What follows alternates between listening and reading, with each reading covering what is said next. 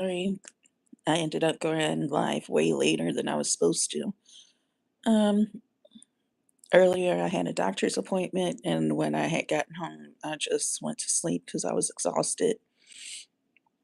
But today I wanted to talk about what it's like living with sickle cell. First, I want to explain what sickle cell is. Sickle cell is a blood disease that affects your bloodstream. Instead of me having like the normal circle red blood cells, my blood cells is like a crescent moon shape, which in a crisis, what it does is basically I don't get enough oxygen in my bloodstream. How I ended up getting sickle cell is because my mom and my dad both had the trait, which ended up giving me the disease. Now the trait isn't as bad because the symptoms aren't as bad. But when you have the disease, you go through crises, pain crisis. And basically, whenever I'm having a pain crisis, it feels like an 18 wheeler has just ran over my body. You'll notice, like, whenever I'm going into crisis, my eyes will turn yellow or I get dark circles up underneath my eyes. It's also extremely hard for me to breathe, and my chest tightens up so bad to where it almost feels like my chest is being crushed in, basically. Oh. Another thing that I go through on the daily is I go through something which is fatigue. Um, I'm constantly tired. A lot of people is going to be like, well, you're pregnant. But whenever I'm in going through a sickle cell crisis, that extreme exhaustion is more or less like I can't get up out of bed. I have no energy whatsoever, and the pain just won't allow me. Hello, Aiden. And the pain just won't allow me to get up out of bed.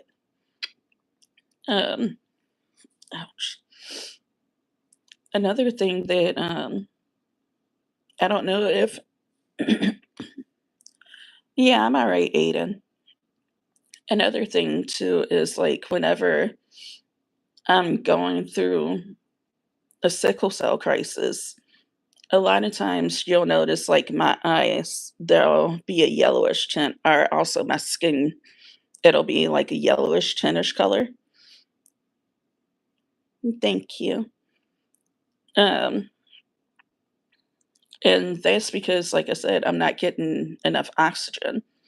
So I have to be hospitalized, and I have to go through blood transfusions.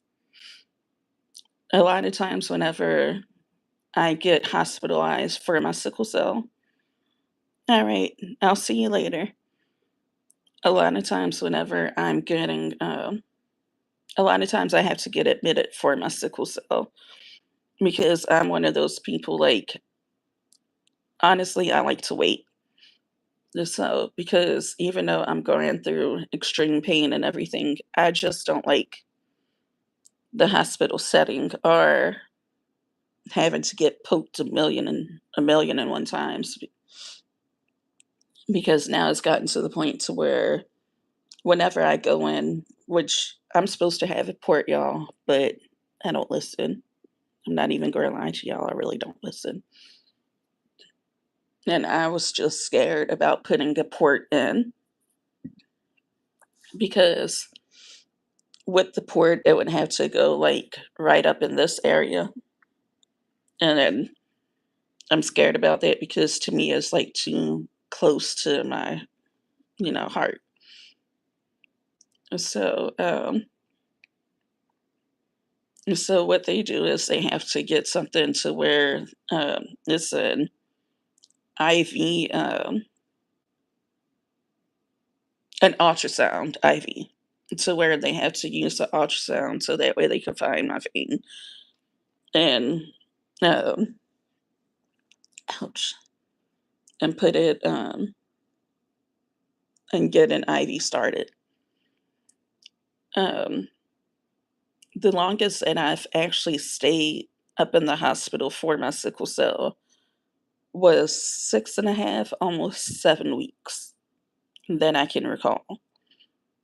And during that time, they had me on the fluid. I was on IV fluids, pain medication, which they call it pain management.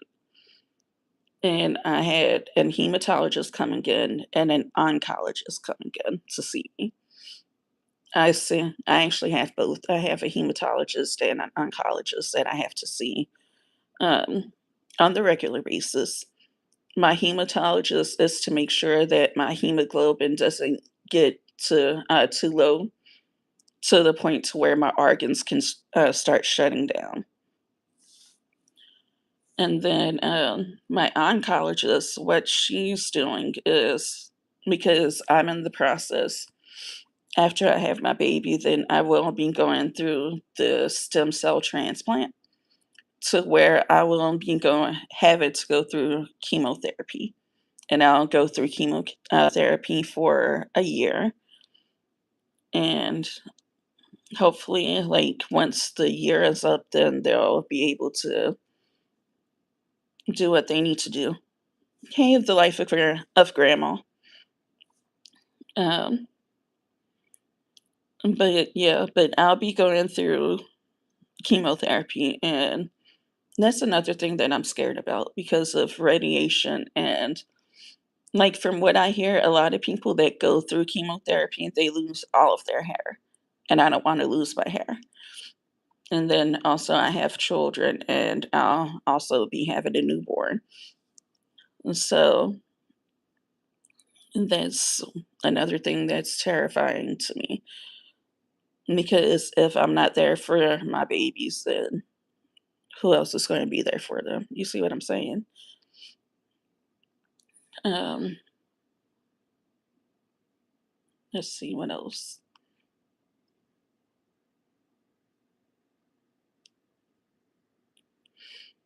Yeah, but sickle cell is honestly no joke. And I know, like, I've seen a lot of people, like, don't say that they have it, and they really don't have it, because whenever you honestly, when you find out about sickle cell, you actually find out when you're, a baby. You go through the testing when you're small.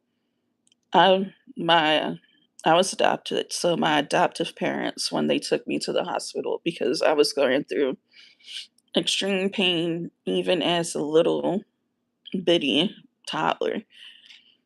And when they took me in, they did a lot of blood work and blood tests, and um, I forgot what the test was that they had ran, but that's how they found out that I had sickle cell disease. Um, let's see. I've actually gotten lucky because my kids, they have the sickle cell trait. They don't have the disease. And so they don't go through the pain that I actually feel, and I'm happy about that. However, when they get older and they decide that they want to have a relationship, they're going to have to make sure that they speak with their significant other and let them know that they have the sickle cell trait. Because if they end up being with a person that has the trait and they become pregnant and they have kids, then their kids will have the disease. Um,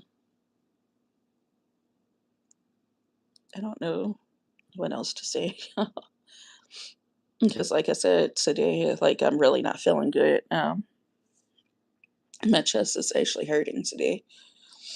It's not like a really, really, like, bad pain.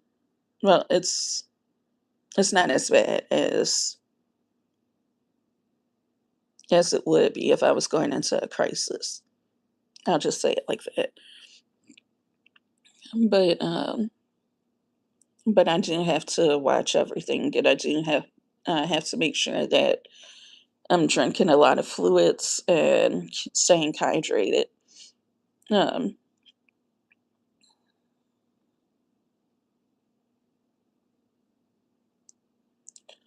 yeah, but I have to stay hydrated and everything, and I'm actually waiting to see what my blood results were when I went to the doctor because I had my ultrasound done, but I also had blood work done. So I'm just waiting for my doctor to let me know what my hemoglobin level was at the time. And then if he determines that it's too low, then I'll be going to the hospital to have a transfusion. Um, to where basically you're putting, someone else's blood into your body. So let me see what else. Oh, another thing, y'all, is like whenever I'm going through my crisis, like I have no desire to eat at all. Like none. A lot of times I'll just like be limp and just want to sleep and lay down and um, stuff like that because a lot of times I'll throw up. So, mm, let me see. The life of grandma. Do you have anything that you want to say or ask?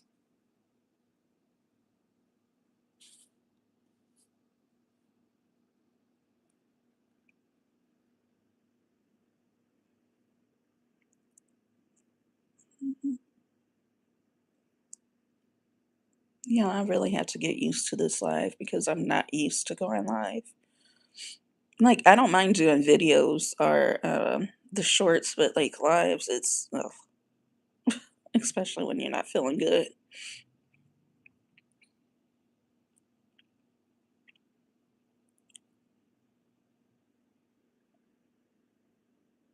Yeah, this one is actually going to be a pretty short video because, like I said, I'm not feeling good. Tomorrow I might explain more about it. I just came in because I was supposed to have done this this live at 1:45. But like I said, I was exhausted when I came in and I went straight to sleep. So,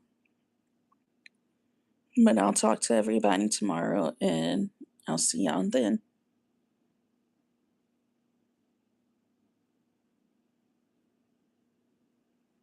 Yeah. I'm just, like I said, I'm not feeling good today. And I'm drained. My body just feels like, ugh.